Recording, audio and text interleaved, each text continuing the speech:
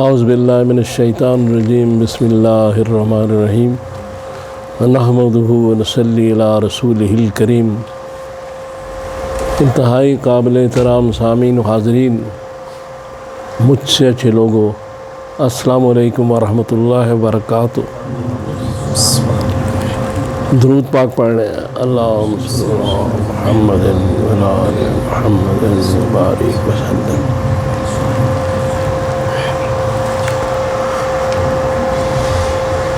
پرسوں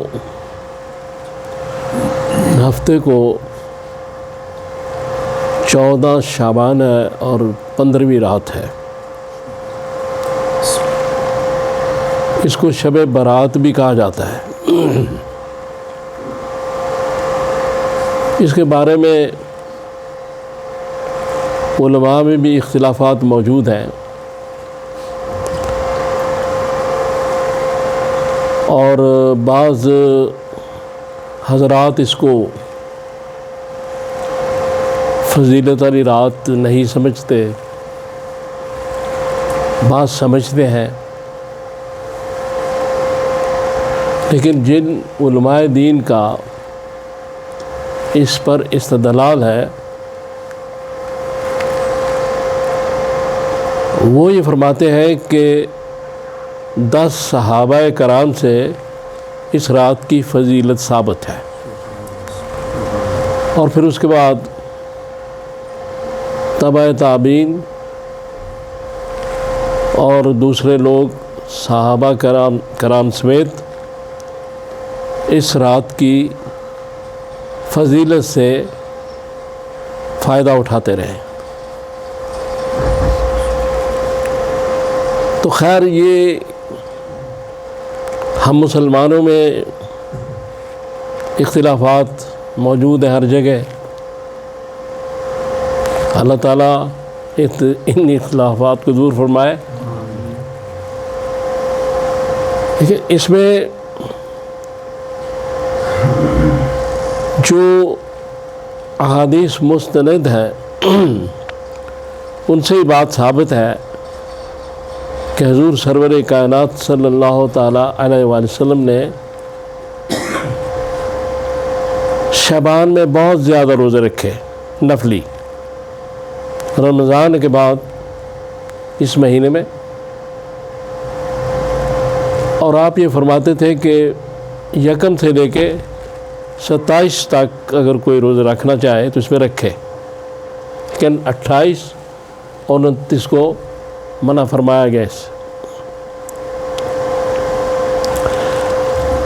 اب اس میں مسئلہ یہ ہے کہ یہ رات جو ہے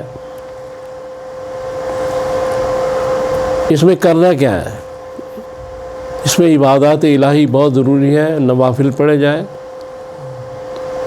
اللہ کی حمد و ثنا کی جائے، رسول اللہ صلی اللہ علیہ وسلم درود شریف پڑھا جائے، اور دوسرے جتنے بھی اچھے اور اعلیٰ کام ہیں دین میں وہ کیے جائیں۔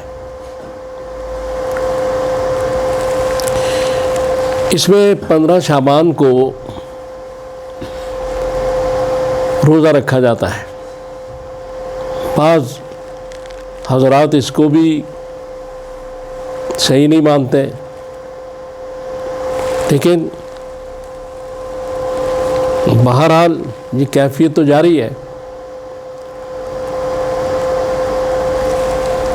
لیکن یہ نفلی روزہ ہے 15 شعبان کو۔ تو حضور سرور کائنات صلی اللہ تعالیٰ علیہ وسلم سے مشکات کی جلد اول کی حدیث نمبر 1941 اس میں کہا گیا ہے کہ رمضان کے روزوں کے علاوہ جو افضل روزے ہیں وہ عاشورہ کے 10 محرم،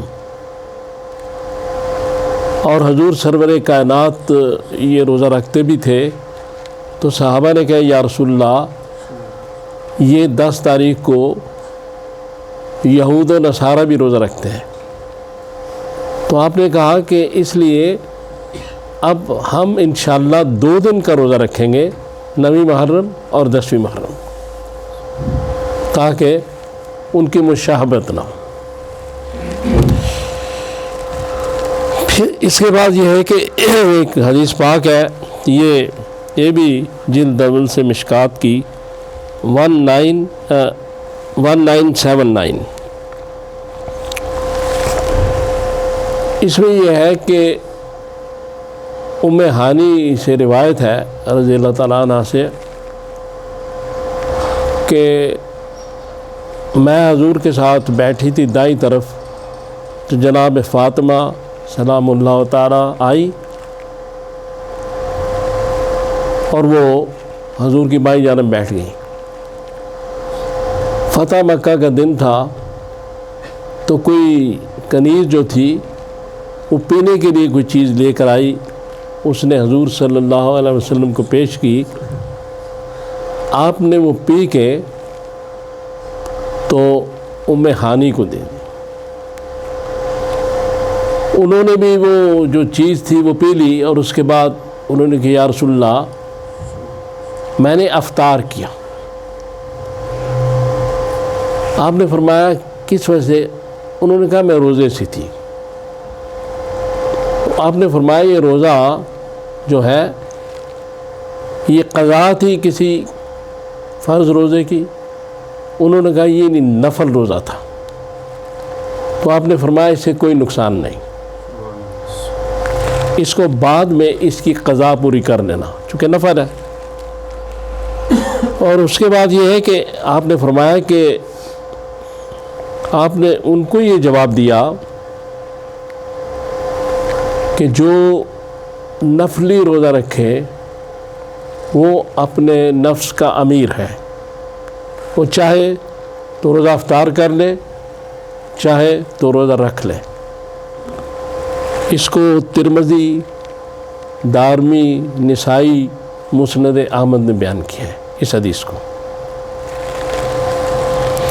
میں یہ اس لیے حدیث بیان کر رہا ہوں کہ ایک بہت بڑے بزرگ حضرت بختیار کاکی رحمۃ اللہ علیہ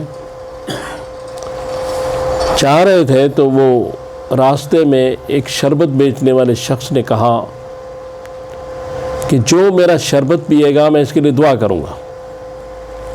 تو آپ بہت بڑے بزرگ تھے، آپ کے ساتھ مریدین بھی تھے، تو آپ نے اس سے شربت خریدا اور پی لیا۔ کچھ دور چلنے کے بعد مریدین نے استفسار کیا کہ حضرت آپ کا تو روزہ تھا، تو آپ نے فرمایا یہ میرا نفلی روزہ تھا، اس کی قضا میں بعد میں کر لوں گا، لیکن اس کی دعا پھر مجھے نہیں ملنی تھی۔ یعنی یہ اس حدیث کے مطابق ہے کہ نفلی روزانہ اپنے نفس کا امیر ہے، وہ چاہے تو روزہ رکھ لے، چاہے اس کو کنٹینیو کرے، چاہے افطار کر لے، لیکن بعد میں اس کی قضا کرے۔ پھر حضور صلی اللہ علیہ وسلم شعبان میں کثرت سے یہ روزہ رکھتے تھے۔ میں نے جو گزارش کی، تو ایک شخص جب آیا آپ کے پاس تو اس نے کہا، آپ نے فرمایا کہ تم نے شعبان کا روزہ رکھا؟ اس نے کہا نہیں۔ تو آپ نے کہا تم 2 روزے رکھ لو اس مہینے میں۔ اس مہینے میں روزہ رکھنا ویسے ہی بڑا باعث برکت ہے، شعبان کے مہینے میں۔ اور یہ جو ایک حدیث پاک میں یہ بھی ہے، یہ بخاری کی حدیث ہے کہ حضور سرور کائنات جو پیر کا روزہ رکھتے تھے اور جمعرات کا اکثر 13، 14، 15 ایام بید کا بھی روزہ رکھتے تھے۔ تو کسی نے پوچھا کہ یا رسول اللہ آپ پیر کو روزہ کیوں رکھتے ہیں؟ تو آپ نے فرمایا کہ اس دن میں پیدا ہوا تھا اور اس دن مجھ پر پہلی وحی آئی تھی۔ اب یعنی حضور کے جو اپنی سالگرہ منانے کا انداز ہے وہ روزہ رکھنا ہے۔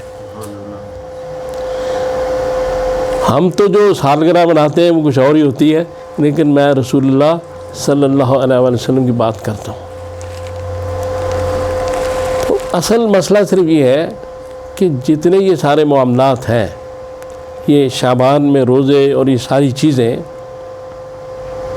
ان کا اصل مقصد تزکیہ نفس ہے، تاکہ رمضان کے آنے سے پہلے پہلے ہم اس کے لیے تیار ہو جائیں، ایک ریہرسل ہو جائے ان روزوں کی، اور تھوڑا سا نفس بھی پاک ہو جائے۔ چونکہ نفس کا پاک ہونا بڑا ضروری ہے۔ پولیوشن، جو آلودگی آپ دیکھتے ہیں فضا میں، جس سے اوزون میں شگاف ہوئے اور گلوبل وارمنگ جو ہے، یہ سارے معاملات پیدا ہو رہے ہیں، یہ آلودگی ظاہری ہے، یہ بھی نہیں ہونی چاہیے، لیکن باطنی آلودگی کا بھی انتظام کرنا چاہیے کہ ہمارے روح کے ارد گرد جو آلودگی پیدا ہو چکی ہے، یا جو ایسی روحانی بیماریوں میں ہم مبتلا ہیں، ان کے لیے تزکیہ نفس ضروری ہے۔ تو اللہ تعالیٰ سے دعا کریں، اللہ تعالیٰ مجھے اور آپ کو توفیق دے کہ میں نے جو باتیں کی ہم ان پہ عمل کر سکیں۔ صلی اللہ تعالیٰ علی خیر خلقی محمد وآلہ صحابہ اجمعین برحمتک یا ارحم۔